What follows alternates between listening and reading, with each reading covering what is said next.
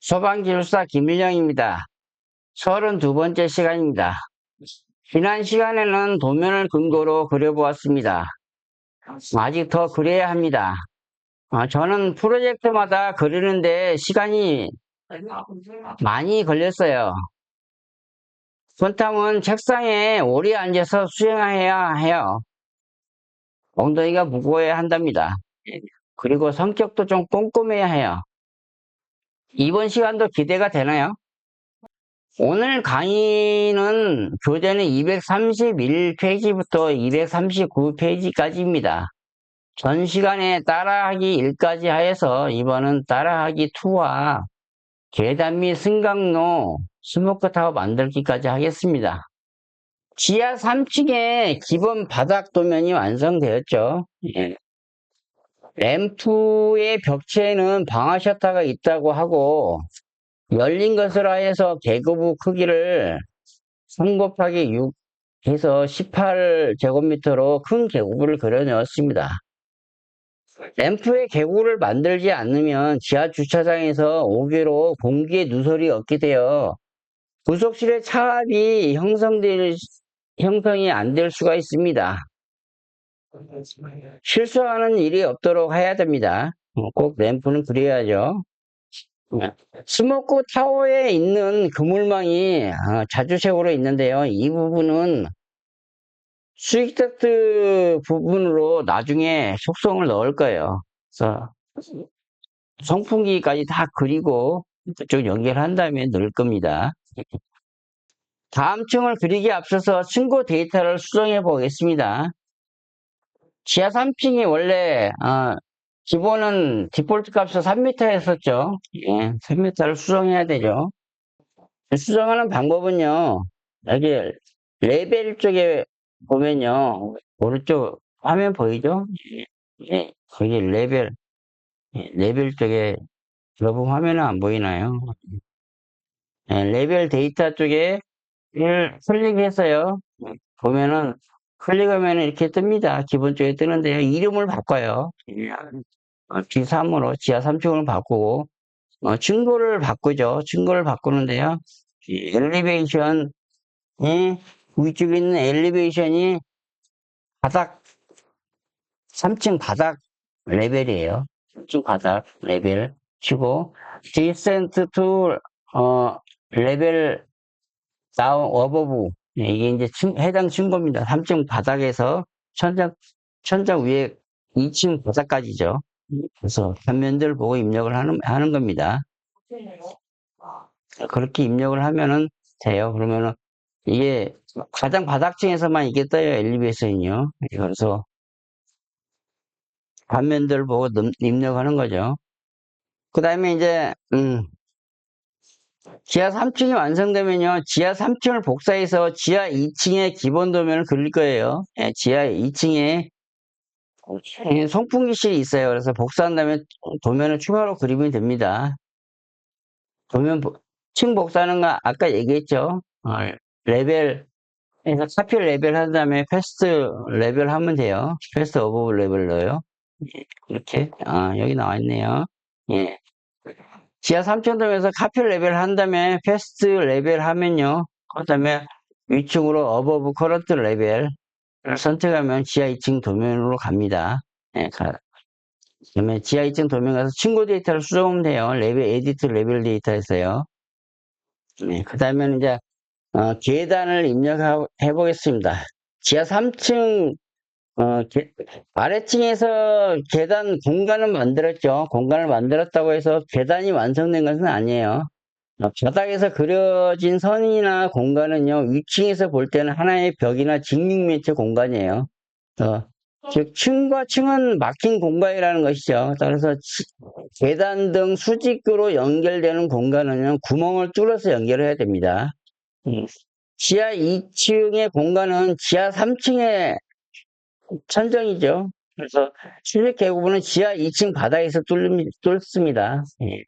계단실의 공간에서 마우스를 대고 좌측 버튼을 클릭 후 우측 버튼을 클릭하면요. 다음과 같이 떠요. 예. 플로우 패스를 클릭하고, 자주체 계곡물을 생성해. 클릭해서 자주체 계곡물을 생성합니다. 예. 한번 볼까요? 그래서 보겠습니다. 예, 이렇게, 플로우 패스 눌러가지고, 여기다 두고 플로우 패스가 돼요. 그러면은, 이렇게 뜹니다. 뜨면 어떤 입력을 해요. 지하 2층에서 만든다 할때 지하 2층인데, 이건 지하 3층으로 계단으로 만드는 거예요. 왜? 지하 3층 바닥에서 지하 2층 바닥까지 올라온 거잖아요. 그 계단이 때문에 지하 3층 계단이라고 입력을 하면 돼요. 그래서 distance between 레벨은 아마 자동으로 입력이 될 거예요. 친구 레벨이 3.3으로 했으니까요. 그다음에 크로스 섹션 아리아는 입력을 해야 됩니다. 12.376이라고. 예, 내부 단면적을 봐가지고요. 그 캐드로 찍어서 넣고. 그다음에 density 오브 피플은요, 이게 계단실에 사람이 있는 밀도예요. 저 같은 경우, 세대에, 한 세대에 방이 3개 있어서 4사람이 있는 걸로 보고요. 양쪽 세대 해가지고 8사람이 있는 걸로 봤습니다. 8사람이 있는 걸 보고, 8사람이 12.376에 있는 걸로 해서 계산해서 넣은 거예요. 그럼 0.646이 나오겠죠. 아니, 이 제곱미터당 사람이니까요. 그렇게 해서 넣고, 그다음에 오픈 스레드, 스레드는 계단 발판의 종류예요. 이건. 그래서 오픈이나 클로스하고 체크가 되는데 클로스로 체크를 했습니다. 여기는 발판과 발판이 우리 목재로 돼 있는 가운데가 떠 있는 발판이라고 하면은 오픈 스레드가 맞는데요. 우리 콘크리트 계단이잖아요. 그래서 이렇게 또 표현을 해볼까요? 잠깐만요. 계단이 이런 식으로 돼 있으면 오픈 스레드고요. 이렇게 막혀 있죠. 이렇게 계단이 이렇게 돼 있는 것은 클로스 스레드예요. 예. 그래서 그렇게 구분을 합니다. 그래서 오픈 스레드하고 클로스 스레드하고는 체크를 하는 거에 따라서 계단을 통한 마찰 손실 계산이 틀려져요. 네, 승강도 입력을 해보겠습니다. 승강도 입력은요, 승강도 공간에다 마우스 대고 우측 버튼을 클릭해서 똑같이 플로우 패스 만드는 색으로 해요. 그 다음에 해서 보면요, 샤프트라고 보이죠? 예, 샤프트로 넣으면 됩니다. 계단은 스테어웰로 하면 되고요. 이 샤프트가 보여요. 샤프트가 보이면은 얘다 이제 입력을 한 거죠. 이것도 마찬가지로 지하 지하 사- 지하 3층에 있는 거죠. 그래서 이렇게 넣고요.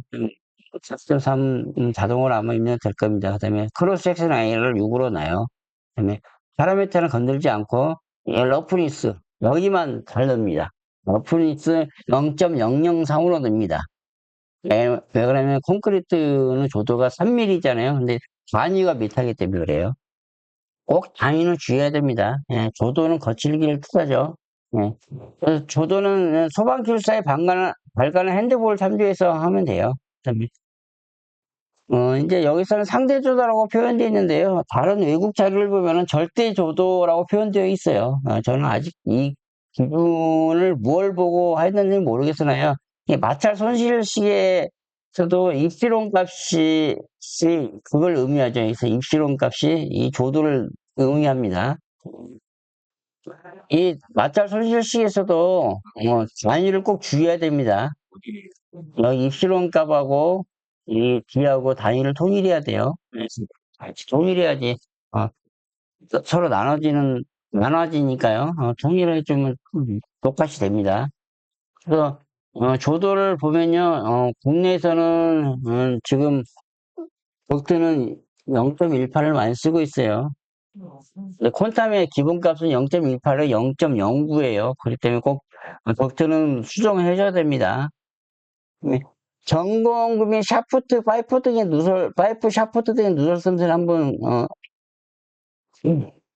고민해 보겠습니다. 예.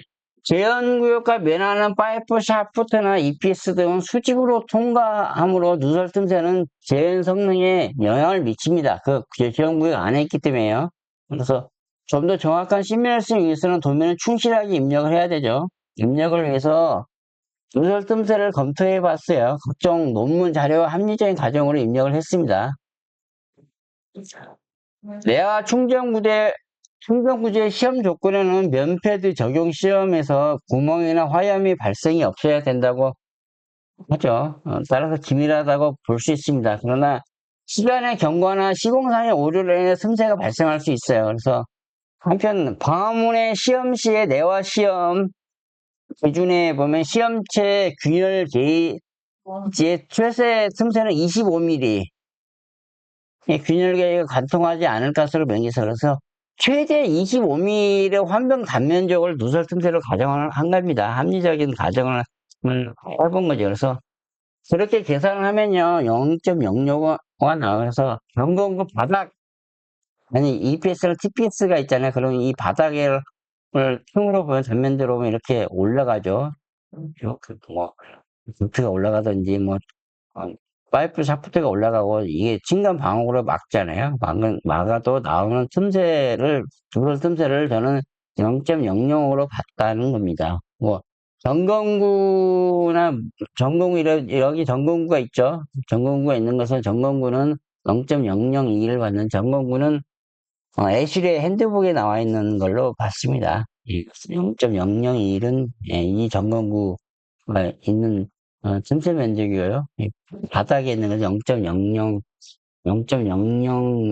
0.005로 봤습니다.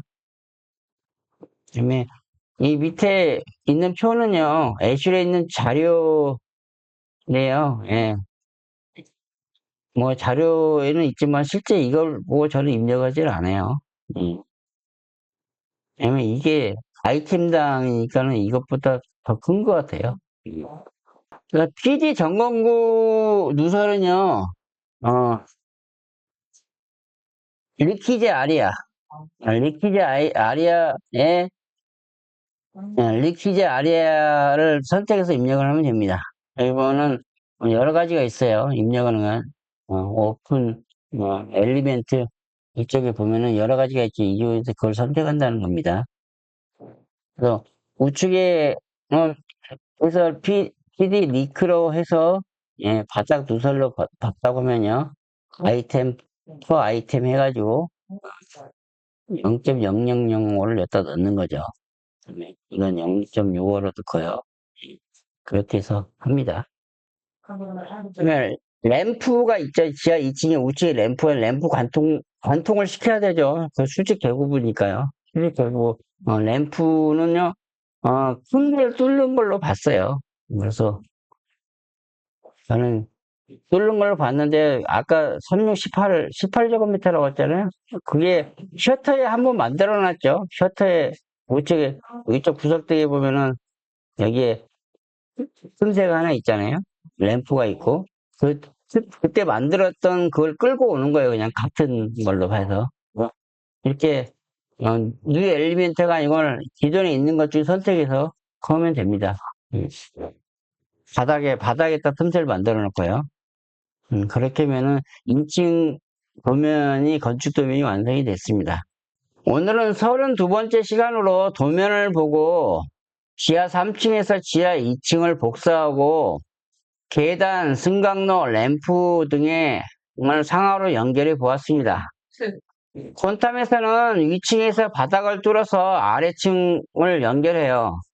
그래서 최하층에서는 바닥을 뚫으려고 해도 안 보입니다. 제가 이것을 찾는데 4달이 걸렸어요. 제가 사용하는 콘탐은 제가 이것저것 하다가 찾은 것이 많아요. 실전 경험을 토대로 정리한 것이 대부분입니다. 아직 현장 하나를 다 그리지는 못했어요. 다음 시간도 기대해 주세요. 그럼 다음에 뵙겠습니다. 감사합니다.